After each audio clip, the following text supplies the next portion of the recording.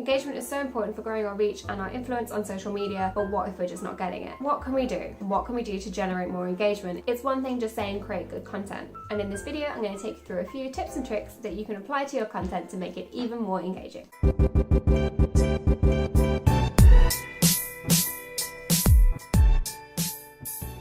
There's nothing more frustrating than spending ages writing social media content and then you post it and tumbleweed. You might get a couple of likes, but there aren't really any comments, there's no engagement going on, and you're definitely not generating business from it. We all know that engagement is really important for algorithms on all kinds of social media platforms. The more engagement a post gets, the more that social media channel thinks this is something people want to see, and the more people it will put it in front of. Engagement is so important for growing our reach and our influence on social media, but what if we're just not getting it? Because of the correlation between engagement and reach in many algorithms, a lot of people have been resorting to engagement baiting and other tactics that are maybe a little bit disingenuous to get engagement over the past few years. The thing is, now these social media channels have started to crack down. Earlier this year, Facebook announced that it would be throttling the reach on engagement baiting posts. Engagement baiting posts are posts where you actually ask for engagement, things where it says tag a friend or like this if you agree. Facebook systems will now scan posts for these kind of engagement baiting sentences and phrases and basically reduce the reach on those posts. Other ways of generating inorganic engagement are also being cracked down on. For example, on Instagram, people used to be part of what were called comment pods, where there'd be group messages with maybe 10 or so people in, where they would send each other their most recent posts. Everyone in that post would go and like and comment in order to generate some engagement and boost that post within the algorithm. And now it's widely believed that Instagram is penalizing people who are in group messages on Instagram, sending each other their photos to be part of these comment pods. So what can we do? What can we do to generate more engagement if we can't do engagement baiting and we can't have this slightly inorganic engagement? Well, there is no substitute for quality content. That is creating content that is entertaining, that is valuable, and that your target audience is going to love, want to consume, want to engage with, and want to share. But it's one thing just saying create good content, but there are things we can do as well. And in this video, I'm going to take you through a few tips and tricks that you can apply to your content to make it even more engaging. The first tip is to look at what is working now. There are always going to be trends towards different types, themes, and formats of content that are currently doing really well on social media. If you can look at what's doing well now,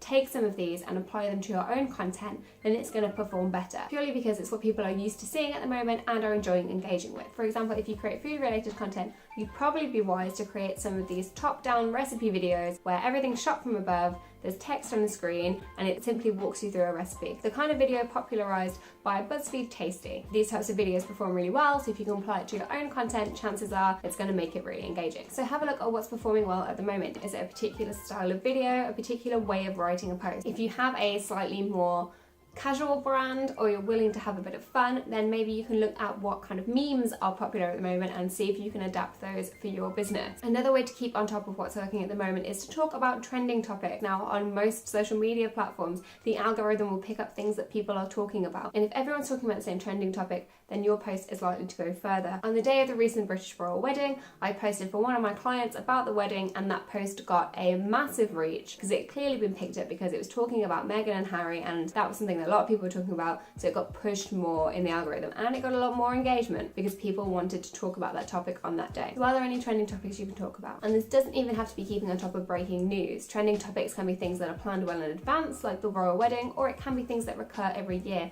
such as Mother's Day, Father's Day, National Donut Day, Christmas. All of these things come around at the same time every year and will inevitably become trending topics. So can you incorporate those into your marketing to make it more engaging? My second tip is to create shareable content. Now, sharing is one of the many ways in which people can engage, but it is one of the most powerful. Firstly, studies have shown that Facebook weights sharing a lot higher than any other kind of engagement when it comes to the algorithm. So if you have a post that's being heavily shared, chances are it's going to push it in front of even more people. Also, sharing is fantastic because it organically puts your posts in front of other people. If someone shares your post on Facebook or retweets you or tags a friend in on Instagram, then that is a share of your content that you're not having to pay for, then it isn't even algorithm based. And thirdly, shareable content is really important because if someone shares your post, it is an endorsement of you and your business. Social media sharing is a new form of word of mouth marketing, and it's something that people take very seriously. If my friend has shared something, I see that as an endorsement, and I'm more likely to look at that product, look at that service, read that article, because it is something that someone I trust is sharing, and therefore I want to find out more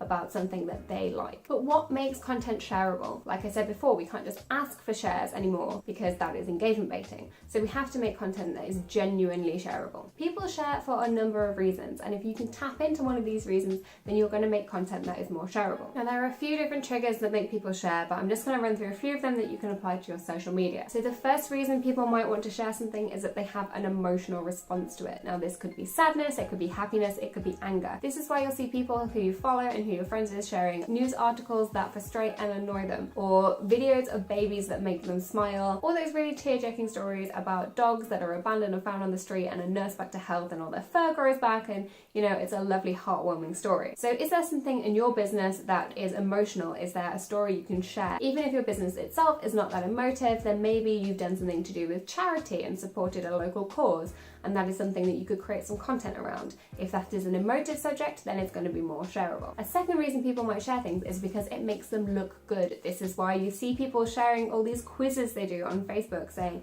you got 10 out of 10 and hardly anyone can get that. It's because it makes them look good. It makes them look like a genius because they've got 10 out of 10 on this seemingly impossible quiz. If you can create content that makes people feel good about themselves or gives them a way to brag, then that is going to become even more shareable. A third reason people might share content is to influence others with their opinion or to persuade other people. So if you create content that offers an opinion or some backup for an opinion that your followers or your target market might have, then they are more likely to share that content to persuade their friends and family and other people following them to come round to their point of view, which is shared by you and your company. So is there any content you can create to persuade people around to your point of view? For example, if you're in the health and wellness industry, could you create a blog post that's about why using paraben-free hair and makeup products is better for you? And then people who agree with this will share it out because they want to be convincing other people of that point of view. So my third tip for creating engaging content is to use video. Now, video is becoming more and more popular on all social media platforms. Video can be naturally more engaging than any other form of content because there's more going on in it. You can tell a story. It's got moving pictures, more can happen than you can fit in a picture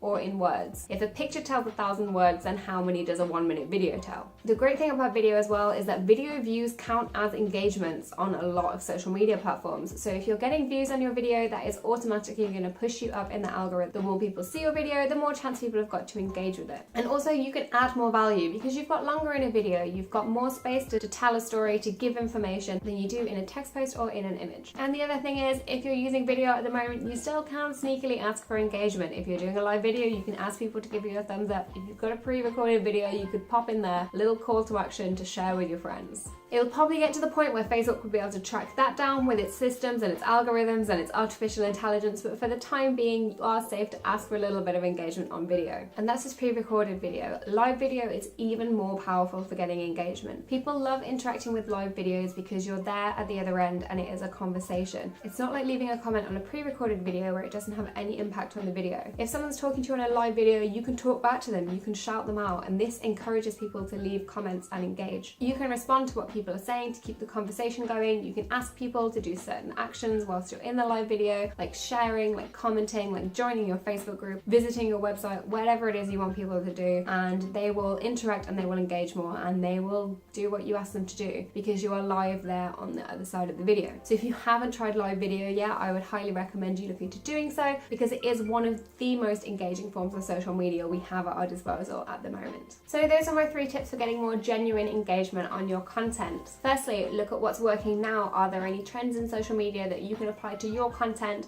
to make it more appealing and make it more engaging? Secondly, create shareable content because sharing is such a powerful form of engagement and the one I would encourage you go after the most. Sharing is an endorsement of you, your business and your content. It's going to get more eyeballs on you and your business and it's going to get you more fans. And thirdly, use video, especially live video. Video views count as engagements and live video is the perfect place to encourage engagement and interact with that community, and as well as getting engagement to get reach, you are going to build relationships with your followers. In conclusion, there is no substitute for value. Keep creating that entertaining, educational, useful, valuable content, and you'll find it serve you far better than creating posts simply to bait engagement to try and game the algorithm. Quality content is what is going to serve your business in the long run. Finally, don't be discouraged if you post something and it doesn't really get very much engagement. Not every single post is going to hit it out the park. Keep an eye on your analytics, look at what works and what doesn't, keep making little tweaks and changes, and eventually you'll get to some great engaging content. So that's it for this video. If you enjoyed this, I would love it if you give it a big thumbs up. If you'd like more tips, tricks and advice on how to grow your business using social media,